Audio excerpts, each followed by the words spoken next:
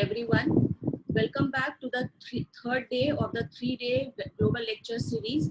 I welcome the speaker of today, Professor Navanita Rathmam, distinguished guests, participants, and the media. Today, Navanita Rathmam will be speaking on COVID-19 and society, the shocking ins and outs. Global lecture series is all about, as we all know, diversified discourse, which offers a platform for contemporary global topics with outstanding global speakers and thinkers.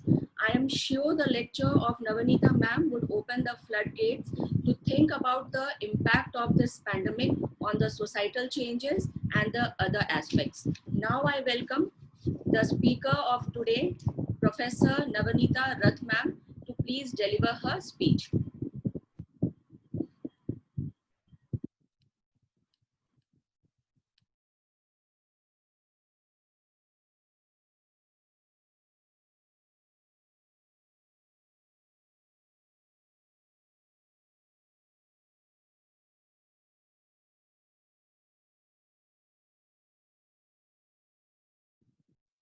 Now I welcome Professor Navanita Rathmam.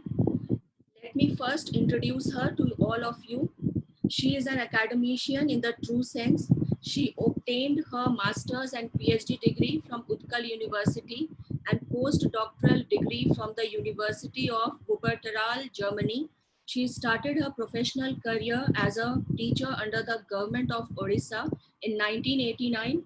In 2010, she joined Utkal University, Bhubaneswar, Odisha as a professor in the PG Department of Sociology, and right now she is the director of the School of Women's Studies, Utkal University. Obtaining her postdoctoral degree from Germany, she had the privilege to serve the World Bank and the UNDP as a research consultant. She has also rendered research consultancy to CRY, Save the Children, Prem Plan, and Oxfam. She has 50 papers published in various national and international journals, has authored 4 books and edited 3 books. She has also completed 18 projects. She is actively engaged in doing interdisciplinary projects and cutting-edge policy research projects. Her area of specialization includes gender studies and sociology of globalization. Now I welcome Navanita Rathmam to present her lecture.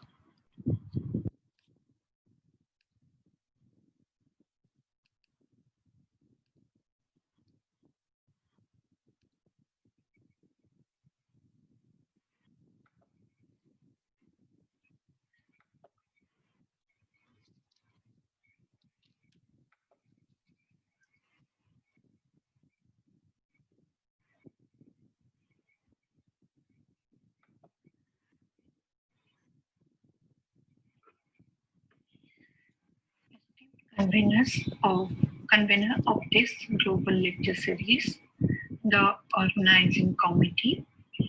I want to extend a heartfelt thanks to the members who have invited me to this global lecture series.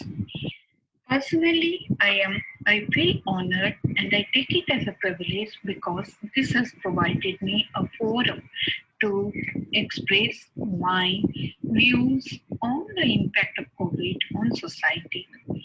As my parent discipline is sociology, I want to look at how COVID-19 has impacted our society. So I have titled my presentation as COVID-19 and Society, the Shocking Ins and Outs. Many things we are able to see from outside, but there are many ins that we have to analyze upon. In this short presentation of mine, I want to look into these impacts of COVID on society as a whole. As we know, COVID-19 is said to be a great disaster. After the 2 world wars and the Great Depression of 1930s, this disaster has actually paralyzed the world. But again, this disaster has some distinct features in comparison to the two world wars and the Great Depression, because they were more West-centric in character. Only the colonial nations from the Asia, African, Latin American countries were somehow impacted upon through these two world wars and the Great Depression. But COVID-19 as a disaster has cut across the geopolitical boundaries, and therefore its spread effect has been felt by almost all the nations on this in this world, and therefore it is said to be the greatest disaster human civilization has ever witnessed, experienced, or encountered in the last and the present millennium. And this is perhaps the first global biodisaster. Mind you, friends, I am not telling it is the first biodisaster, because even in this millennium, the world has witnessed already three biodisasters. But there, they were not global in character. They were, many of them were localized in character, localized to some countries. And this time, the penetrating effect, the trickle down effect of this biodisaster has been severe, and its spread effect has been also very much far reaching in character. And it is a disaster against which the world has been fighting for the last 7 months, and we are also a fighter against this disaster. The World Health Organization declared COVID-19 on 30th of January as a global emergency, because its virulence was increasing like anything, and it was the WHO could imagine its impact, the impact it will be having on humanity as a whole.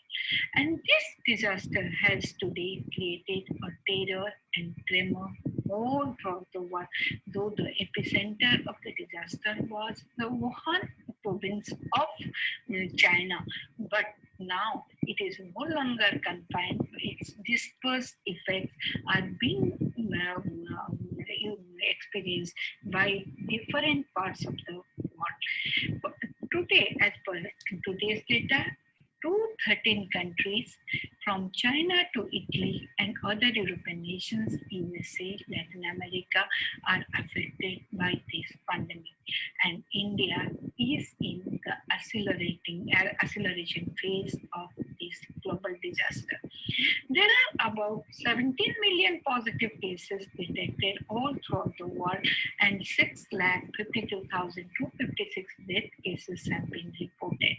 As many as 13 lakhs 36,861 cases have been detected in my own country, India, as of 27 July 2019.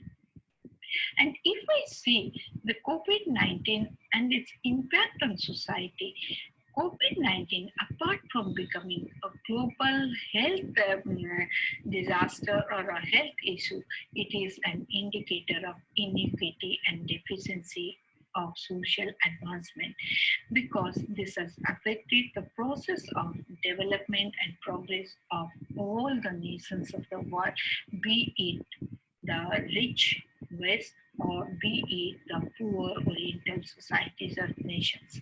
It has affected the developed as well as the developing. It has affected the nations both large and small, and as a result of which it has created the inequity that the world was striving for the last 50 years, right from the end of the two world wars with the decolonization process. The equity at which the world was targeting, again it has reverted back. Inequity is becoming a growing feature of the society, and the social advancement that was reached by the different nations, and there is a deficiency, and the sufficiency that was coming in the social development index is now substituted by deficiencies. And in sociology, we talk about the chain effect. We say that the society is just like a human physique, and it's a biological organism. And different organs which compose the society, they are interrelated parts. The parts are related with the whole. And when a particular part gets paralyzed, it affects the other part, and the post effect is found on the different parts, and as a result, finally the society is at a suffering state. And here I can give you the example that when the political polity is affected, it affects the economy. When economy is affected, education is affected, and all this, thus the society as a whole gets vulnerable and victimized by this COVID-19. And the COVID-19 has again defied the proposition of the unilinear model of development. When we talk about the unilinear model, I want to tell you that the development theorists always propose development is always forward looking. It is a forward looking strategy. It doesn't have any look back. But, and therefore, there is a line in which development takes place. And at each stage, development is much better than the previous one. There is a refinement of the previous one.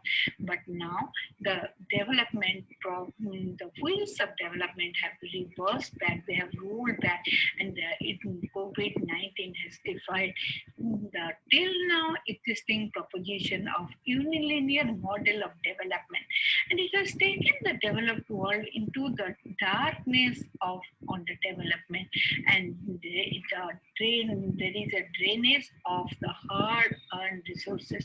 Over the time, after the process of decolonization, the countries they started with their nation building process, and they were trying to earn their resources, and whether it is human resource or physical resource or knowledge resource, they were trying to accumulate that. And the hard earned resources of the last almost 70 years have been drained due to this pandemic, and this is a great challenge to the society. And if we come to the other impact, the livelihood and loss becomes omnipresent all throughout the world. And due to the pandemic, sudden stop took place due to the lockdown that was declared by different nations as a strategy to combat COVID-19's spread. And from it impacted aviation to tourism industries, and education to the factories that are the centers of production. And both international and national transport systems were put under closure, as a result of which there was no movement of people, no movement of goods, no movement of capital. And the worst affected was the lives and livelihoods of the people. Trade, travel, tourism, hotel, education, health, all these sectors were equally affected by this pandemic. The supply chain was affected because of the ceiling or the ban on the movement, and laws became omnipresent and has been affected the vital components of the society, whether they are the individuals, the institutions, or the interaction process among the individuals. Loss of life is very common under this COVID-19. Every day, the media gives us an information how loss takes place. There is an uncompromised loss of lives. The COVID-19 pandemic has infected approximately 17 millions of people, and the death toll has surpassed 6.5 lakhs across the world. There is loss of job, there is loss of relationship, there is loss of securities, there is loss of income, there is loss of financial stabilities among the people, and everywhere you find there is death and loss of life, and that is loss for everyone and loss for every sector, which is actually detrimental to the development of this world. Another impact of COVID-19 is the increase in global poverty and inequality. If we talk about global poverty and inequality, the pandemic has created economic despair across nations. The outbreak of this pandemic has triggered a large number of fatalities, morbidities, and drain of billions of finance from the national exchequer to manage the situation. All the nations have actually spent blindly on the disease and just to prevent its spread. Lockdown, closure of economic ventures, stalemate position of the market in terms of demand and supply, and maximum state intervention for security are the reasons behind it. The states, the nations have come forward to just throw money in order to prevent and to just to prevent the spread of the disease.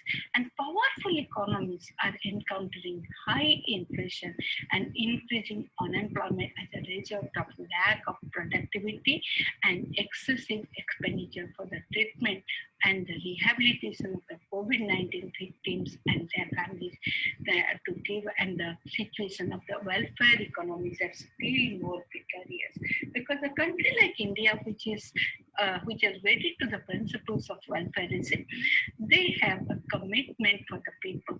The government, in order to doesn't look for the future, looks to the present, and it tries to ensure security and safety to its citizens. And therefore, the economy is almost in a bankrupt position. The tourism sector, which is a major revenue generating sector of the economy, has witnessed a loss of decrease as high as 50% to 70%, and tourism has totally stopped, and we never know when it will again be revived. So the revenue generation has been affected for the government. And when tourism is affected, the hotel industry and the other dependent industry livelihood, they are also affected. There is a serious contraction of GDP growth, and IMF in its report 2020 has estimated that the global growth will shrink around minus 4.2%. Look at it, when global growth rate was around 6 to 7% on an average, and coming back not at zero, it is not staying limited to zero, but it is coming minus 4.2%. How difficult it will be for the nations to revive their economy in the post-COVID period. And it is forecasted that 49 million people will be pushed into extreme poverty due to COVID-19. And the World Bank economists project that the scenario of poverty will be extremely acute for Asian and African countries. Particularly, they have identified the two worst affected countries so far as poverty is concerned are India and Nigeria. There will be an addition of 10 million and 8 million people to poverty rolls in these two countries in 2020 respectively. But global inequality in wealth, as it is my personal opinion, is going to be reduced because the even effect of the virus on the rich and the poor countries, both the rich and the poor, and the great wealth divide is at least going to be disturbed because the developed nations have been equally paralyzed like the developing ones, and their situation was more precarious because they didn't have that human resource to manage the situation.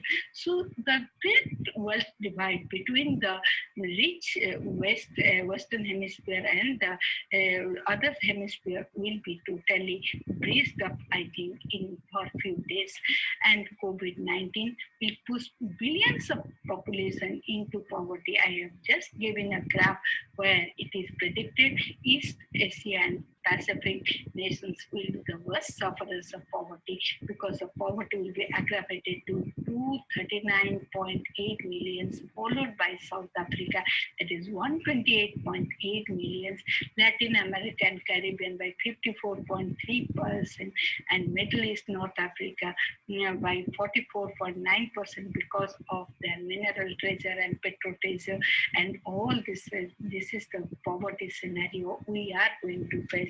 And once there is poverty, there will be multiple issues the society is going to fight with.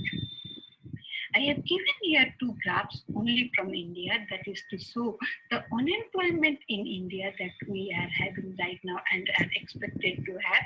And during these 7 months, the urban unemployment situation is more precarious than the rural unemployment situation, because urban society doesn't thrive on primary economy. It thrives on the tertiary sector, and while the rural economy thrives on the primary sector. And in the workers who lost employment during these 7 months in India, they are self-employed people 84%, 81% are casual workers, 76% are regular salaried workers in the urban areas. And this is the macro scenario of India. And in rural areas, 66% casual workers, regulars were 62% salaried workers, and 47% self-employed people have lost their jobs. And this loss is a big loss for them. We never know when they will again be brought into the employment and labor market, where at least which will be rewarding for them. Then this COVID-19 again creates what is known as ultra vulnerability and supra marginality. Every disaster creates vulnerability and marginality, but this COVID-19 creates ultra vulnerability and supra marginality because of the magnitude of its effect on the society. It has hard hit the already vulnerable members and has made them doubly vulnerable. Who are the hard hit in every society? There are some people who are already vulnerable and who are already marginal, whether it is a rich or a poor nation. Vulnerability is a universal and it's a reality, and marginality continues to exist in all these nations. And it has hard hit the already vulnerable members, means already who are the vulnerable. It has just made some members the vulnerable ones and marginal ones, and those who were already vulnerable and marginal, they have become doubly vulnerable and doubly marginal, whom I am telling as ultra vulnerable and supra marginal members. The most affected are the poor, the elderly, the disabled, the women, the indigenous people, the children, and the youth, the transgender, and the sex workers. And if we take the case of women, women have become those seven issues that we can see which hard hit the women and girls. Women and girls, not only why Simon de Beauvoir wrote that second sex, till now in reality they are treated as the second sex. And therefore, how they are being affected by the COVID. First is that if we, in any economic surveys, you find when there is a labor displacement, the women always bear the disproportionate burden of economic displacement and labor displacement, and the job loss is always for the woman. It is always the woman who first gets affected by job loss. And women, in now when the jobs are being sinking in the market, the women will be totally pushed out of the employment of the labor market. And reduced finance, as such, India as a country, all throughout the world, there is a declining labor force participation among women. It will still take a worse turn during this COVID-19 and in its aftermath. And when job loss will be there, women's financial independence will be affected. Women will no longer become financially self-sufficient, self-dependent, rather their dependence will be increased on their partners. And the same principle that women are only sheer consumers, not producers, will continue to exist. This will create, this will be a great blow on the status of women. But women will be relegated to a secondary position because they will be taken as the parasites on their families and on their husbands. And thirdly, if we look at the frontline COVID warriors, most of them were women, because at this point of time, at this crisis, COVID crisis, government took advantage of the women who have the trait of altruism and who are very good in their care services. So the three groups, the ASA, the Anganwadi, and the SSG groups, who have a community connect, who know each of the households in the village, their services were sought for, and the government summoned them to sacrifice their lives for to fight against COVID. And they have, in the meantime, uh, without much protection, because many of them have used makeshift dupattas and the pallus of their saris, and they have now become affected by COVID-19, and many of them have got infected, and some of them have already died. Reports say that, and reduced when there will be again a reduction in the access to vital health services, particularly it is the Anganwadi workers through the ICDS program, and it is the ASA workers through the NRHM program. They provide vital health services, nutrition to the women in the rural areas. And when they are now diverted, their services are being, the government has made a requisition of their services for the COVID purpose. Their normal functioning is affected. This has affected this will limit the health access of the women in the rural areas. And these rural women, what the morbidity and mortality, maternal mortality and infant mortality, which was in a declining state, is again going to take an upward turn. And there will be spike in it. That reports say that there is a spike in sexual, physical, and domestic violence and exploitation across the nations. And the UN calls the domestic violence as a pseudo pandemic along with this pandemic. And because of the home confinement of the men, and secondly, there is ultra burden on the women in her care work again.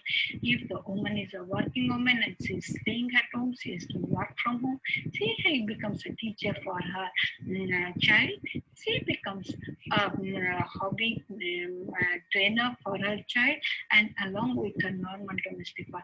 And the man who loses his job, who loses his income, and the lockdown home confinement actually makes him irritating, and his frustrations find expression through the violence inflicted on the wife. And there is again the increased risk of pregnancy related death and teenage pregnancy during this period, because violence is taking an upward turn during this period.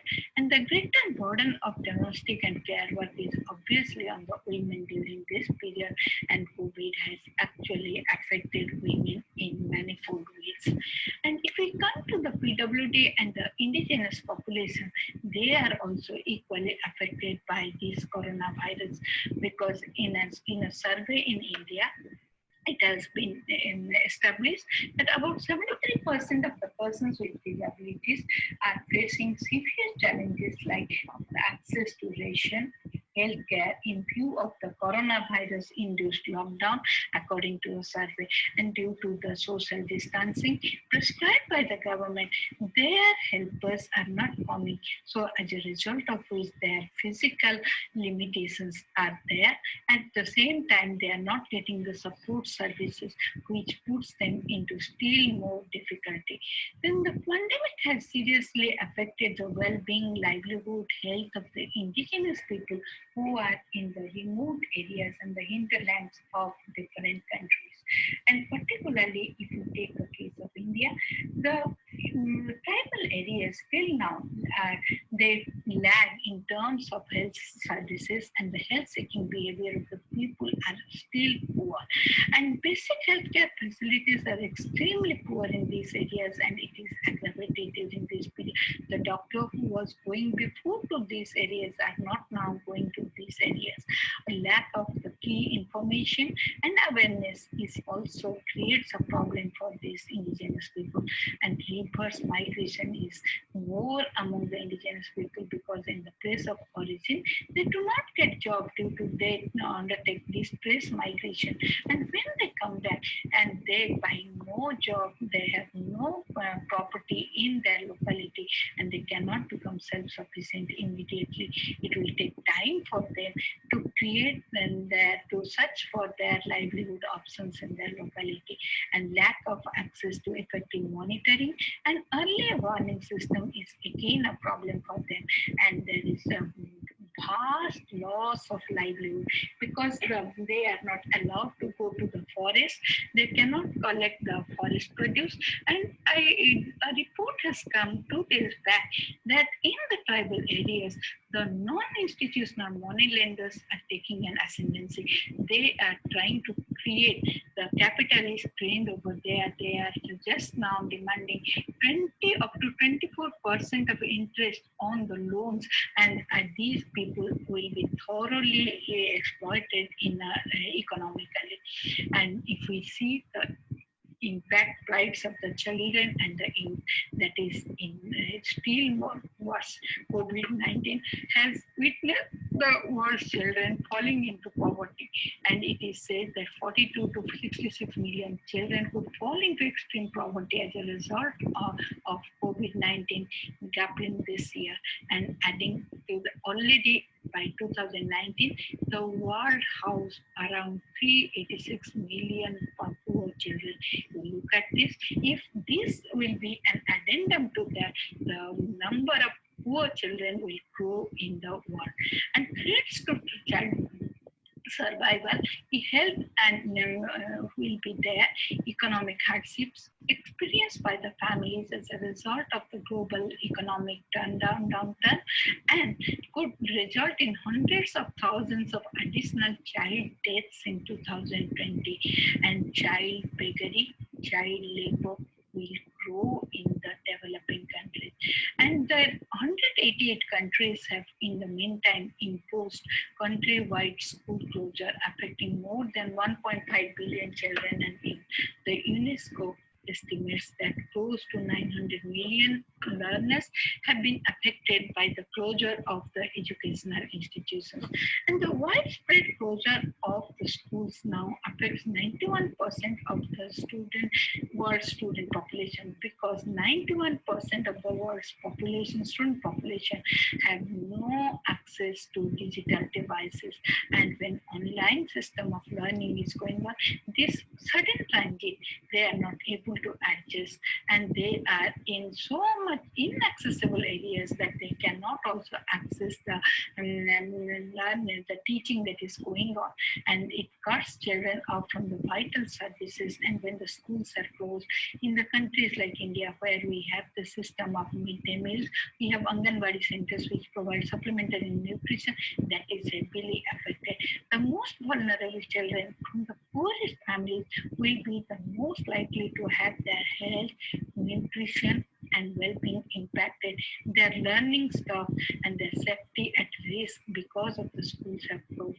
And India was, for example, a signatory to the July' Convention, as well as that is Education for All, and the Alma Ata Convention, Health for All. And now both these clarion calls will be heavily affected, and India will fall behind the target, and particularly the Sustainable Development Goals, which were framed in 2015, and the target year was 2030. We were expecting at least the countries will make a progress and reach the target, but they will be far away from the target. We may be required to shift the target date of achieving the Sustainable Development Goals, and there will be risk to child safety.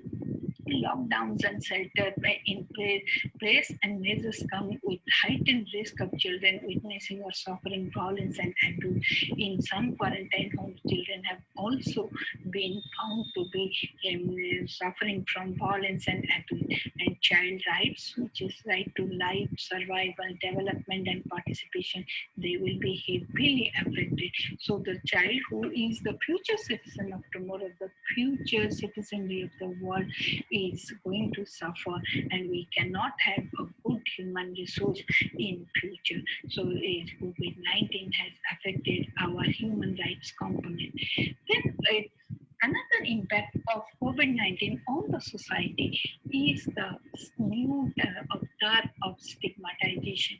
Stigmatization exists in every society from primitive time. It is a universal, it is a reality, social reality. But the stigmatization that has come over in the last few months actually is a more virulent form of stigmatization. The great call the world is for inclusive society, inclusive growth will suffer due to this process of stigmatization.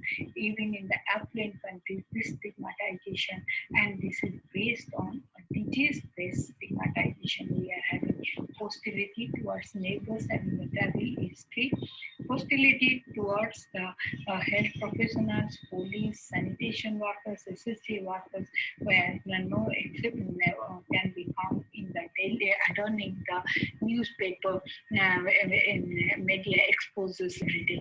This was a severe form of stigmatization and practice of exclusion in comparison to the practice of caste exclusion in a country like India. And we have also got the reports how the health professionals who were giving the health professionals or the COVID warriors, frontline workers who were giving us a human service during these periods, they have been misunderstood, they have been misbehaved, aggressively reacted upon by the people. We fail to understand people have become actually obsessive with the disease. They think that they are the carriers and couriers of the virus, and they have started stigmatizing them, outcasting them. And the most sad part is that we give two examples here. If the families do not accept them, even their own partners, their own parents, they don't like their going out and bringing the virus to the house, so they stigmatize them. And secondly, I have read a report from Kerala which says that Kerala, which has a large number of migrants who give remittance to the homes, they are very well adored by the family members. But now, COVID, there was the outbreak of COVID-19, they came back. They were not accepted by their family members or by their community members. The community to which they were so dear, they were actually distanced by the community, and then several myths starts percolating, and therefore it is very difficult, and it has created a new form of stigmatization. Even in the apprehension, people are not going to for a test because they think that if they will be tested positive, they will be outcast and they will be just ostracized from their members, and they will be kept in isolation. And consumerism, which is a major process of the society, has also witnessed a change over the time. Demand has taken a U-turn. No longer that pleasure, luxury, and glamour buying, and they have come down. And people are more after essential purchasing. And conspicuous consumption has declined, and the rich and the poor differentiation is actually closing up. And the panic buying was there, has been marked due to the shutdowns, lockdowns, and people were very much apprehensive and panic buying. And some commercial people started building, which has been arrested stringently by the government by making laws. And unwarranted purchasing, creating a deficit market was also noted.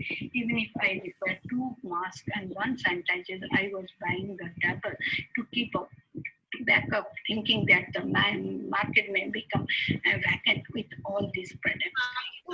So, this kind of type of thing created, people become very selfish. They do not look for their surrounding members, and this I am terming as unwarranted purchasing. And global consumer spending has decreased, and the WTO has found that the people's purchasing power index has declined in a very spectacular and perceptible way. And like this has reduced the number of consumers who are not going outside to buy their essentials even, and choice buying has been replaced by compulsory diversifying what is being delivered at my home. That is not my choice. It is being driven. I buy it under compulsion to just continue my life and to have my right to life and survival. And closure of malls, gyms, parlor has actually put an end to the rich people's hovering around the market. And this is again a feature of COVID-19. And urban reversal is has been a feature due to COVID-19. It is an absurd because urban centers became the first and the maximum hit zones of COVID-19. If we take the world scenario, cities like Mumbai, Milan, Madrid, London, New York City, all hyperdense global megacities accounted for the maximum number of COVID-19 cases and resultant death because they are the landing spaces for the migrants. And the top 5 COVID-19 cities of India are Mumbai, Delhi, Ahmedabad, Pune, and Chennai, which account for together 50% of India's cases. And India is witnessing a reverse migration as thousands of migrant workers deprived of the means of survival in cities because of the lockdown have begun returning to their villages. Citizenry hatred has started for the foreign nationals and unacceptability. The people who are the non-resident Indians, they are suffering a lot. Even the people who had left their place of origin, nativity, and were migrant, they are they are at a crossroad. Neither they are accepted by the cities where they were, and they are not accepted by the community to which they belong. So they are in a hanging state. And international understanding and relation has also been affected due to COVID-19 because religious, sociocultural, scientific, sport, political mass gatherings have been cancelled, and festivals like Hajj and Hajj Yatra, then Olympics have also been cancelled. So the people, the exchange, the cultural exchange has been stopped, and bilateral and multilateral trades have been heavily affected as per a report of the World Trade Organization. Higher education is banned in foreign countries, and travel restrictions have been imposed. Policy of protectionism in this during this COVID period, many people found that they were treated as the second-rate citizens in the foreign countries because they were the ventilators, the essential health services were primarily provided to the people of their own nation. So policy of protectionism actually created a discrimination among the foreign nationals and the residents, and visa restrictions have been imposed. And remote learning for foreign nationals has become a feature because their foreign universities are no longer allowing the STEM students to go and to have reality classes there. Classes. And this creates a problem because they have paid a hefty amount of money as the capitation fee for this university, and when they are not allowed to use the libraries, laboratories, it is again a problem for them. And there is a escalating capitation fee by the foreign universities to compensate the loss, and now people from the developing world cannot venture to go out to a foreign university or a branded university and to study over there. And anti-globalization and neoliberal ideology has become a natural offshoot of COVID-19.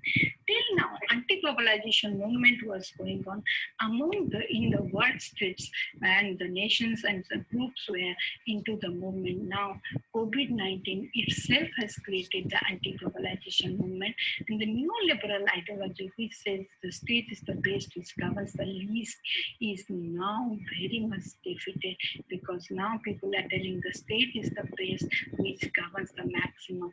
The pandemic has pushed the process of globalization into its rollback, sealing of borders, restricting the flow of foreign goods, and collapse of the market has brought natural demise of globalization. No longer we are in a global village, we are in the isolated islands now because we are not connected. The global connectivity has been broken, the market has been sealed. And WTO, the World Trade Organization, forecasts that 13 to 32% decline in the merchandise trade has taken place, and a 30 to 40% reduction in foreign direct investment (FDI) will be there, and 44 to 80% drop in international airline passengers in 2020 because of this pandemic. And there has been a vast expansion of state power everywhere across the world. And while introducing pandemic control as yet another area of ideological competition, because pandemic, the private partners, they receded and they left the entire burden on the state, and the state has shouldered the burden of serving the people during this disaster and protecting and providing, trying to give them as much as safety and security as it can give. And therefore, the state has controlled the people, and forceful global closing of global connectivity has taken place, and world organizations, the IMF, the World Bank, the WTO, they have become a very limited. Say they were emerging as the supranational bodies, but now the sinking nation state has become a resilient nation state due to this COVID-19. And COVID, and if you see the social institutions, it has changed the everyday routine. Financial hardship has come to every house.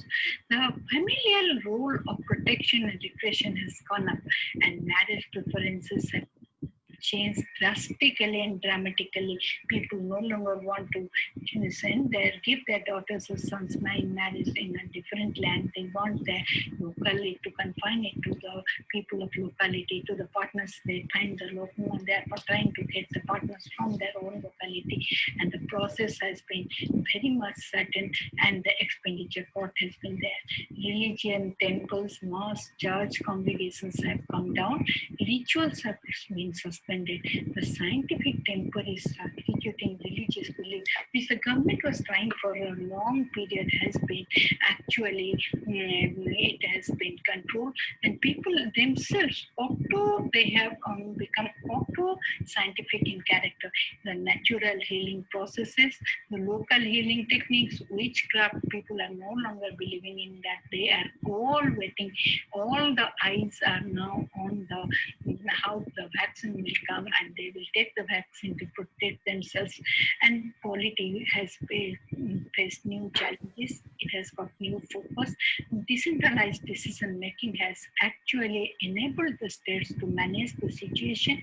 Local self-government, they were not trained and empowered through training, but this has given them an experiential learning and training for which they have become more and more empowered. And media has taken a very, very responsible role during these days, and education has become digitalized. There is a sudden transition in our pedagogy also. And so if we see the societal gains, we cannot say that COVID is only giving us the negatives. It has also given us certain positives. Altruism as a character, as a culture has grown. We have seen the frontline workers, civil societies, SSC groups, how they manage the community kitchen, how they deliver the groceries, how they provided the PPEs, how they prepared the masks, sanitizers, awareness generation process, how they played a very important role. And from their altruism, they have become the role model for us. We have tried to emulate them, and it is at least a new culture of altruism has been created in the society. And women who were in the last voting were found to be becoming quite resilient and the risk managers. The Anganwadi, ASA, SSG workers have proved it, and they are again the new symbols of women empowerment and social solidarity, which was created with the clarion call of the the Prime Minister and the Chief Ministers of different states by lighting lamps to encourage and inspire and to give our salute to these COVID warriors. It shows the nationwide solidarity irrespective of diversity. Now COVID has become a unifying force for us, irrespective of the diversifying forces, and digital divide has come down. Crime rate has come down to some extent, and terrorist attack is also going down, and the conspicuous consumption has come down. The rise of collectivism and communism is coming, and due to the lesser demand on the power industries have been stopped, and therefore the power consumption has been reduced, and use of fossil fuels, conventional energy sources have been protected considerably. This will lead to renewable energy conservation and sustainable energy, and it will ensure sustainable energy for the planet for some years. And the ecosystem has been recovered greatly due to COVID-19, when all the individuals who were putting their onslaughts on nature, they are inside homes, the nature has been protected from human onslaught. In many big cities, the inhabitants are experiencing a clear sky for the first time in their life, and the pollution level in the tourist spots such as forests, sea, beach, hill areas is also sinking largely, and ozone layer has been found to have revived to some extent, and therefore it is a good gesture, environmental gesture for the society. But in my concluding lines, I will say COVID has giving us many negativities and many positivities. What we were talking here were about these experiences of the last 7 months, but the issues in post-COVID period will be still grave, and therefore we do not know what are the new issues that will be coming up, and they are till now out of our sight, out of our reach, out of our group, out of our money, and out of the scope of the government. So our time has come.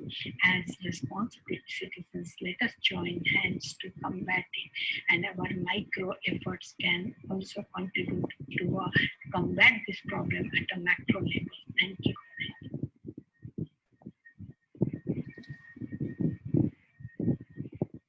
Thank you, ma'am, for your lecture. Now we will be going for the interactive session. Due to the large number of participants, I would select 2 questions from the comment section. I have selected 2 of the questions of the participants. Her name is Anisha and Vaishakhi. The first question is, ma'am, how would this COVID-19 impact the education system? Is it higher education or primary education? Higher education, ma'am. It is? Yeah, higher education. Higher education.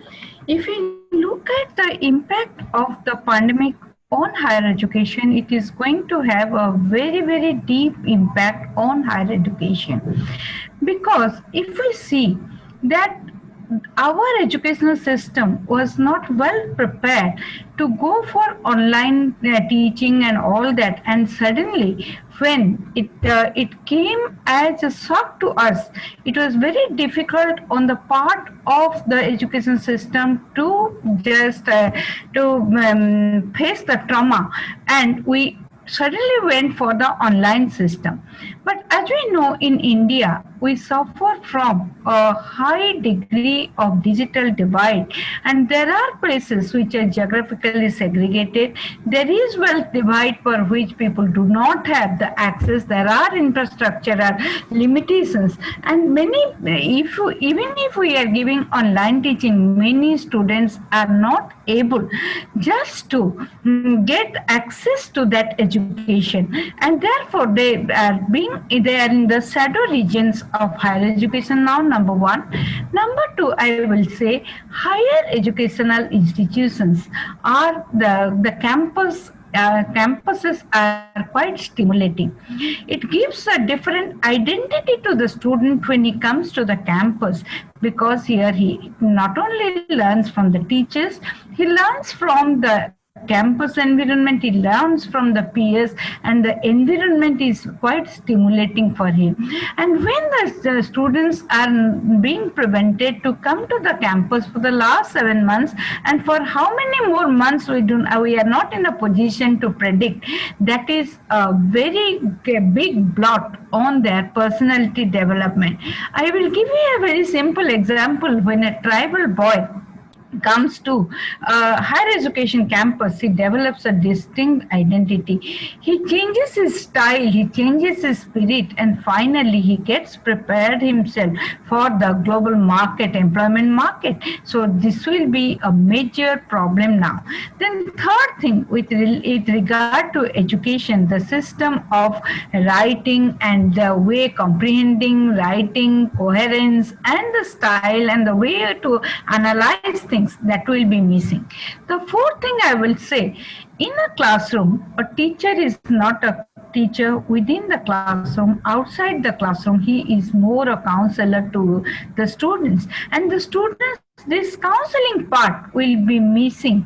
And that actually refines and builds, shapes the personality of the child. So these are the missing points, and higher education, I will say, is one of the worst affected areas, because as such the investment to higher education was less, and due to COVID-19, if it will be again withdrawn, then when India was progressing well and making higher education inclusive, and higher education was making a thrust towards quality and equity, all these will be missing. Thank you.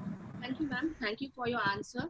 And the second question is, ma'am, the Yes. pandemic will bring about what type of changes in the society? Madam, can you repeat? Now the question is, ma'am, regarding the societal changes this pandemic will bring. Societal changes, already we are noticing a lot of changes have come, and my entire presentation was almost on the societal changes.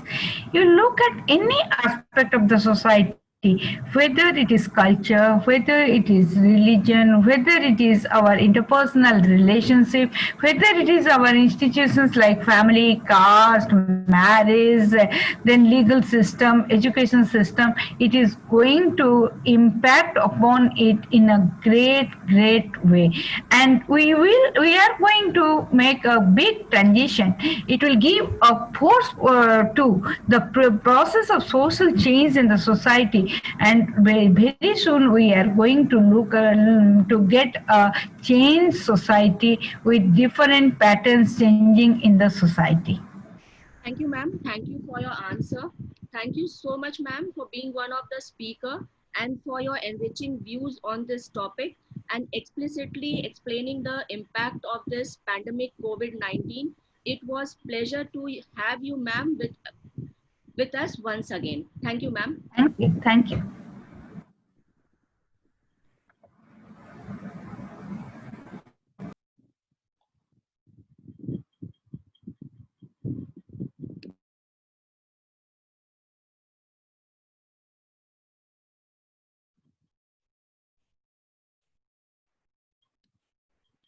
I, Dr. Tanuja Kumari, as the organizing secretary of this 3-day global lecture series, would like to thank the speaker of today, Professor Navanita Rathmam. It was always great to listen to your thoughts and the views, ma'am. I would also like to thank the chairperson of this lecture series, the principal of our college, Dr. Shamila Rani, and also the convener, Dr. Swapna Kundu, professor in charge 1. I would also like to thank the members of the advisory committee for their cooperation. I would also like to thank the media for their coverage. Last but not the least, I would like to thank all the participants without whom this global lecture series would not have been a successful one. Thank you, everyone. And I suppose whenever I next organize any such program, all the participants who has been throughout the organization of the 2 international webinars which I had organized earlier, and also this global lecture series would again connect with me.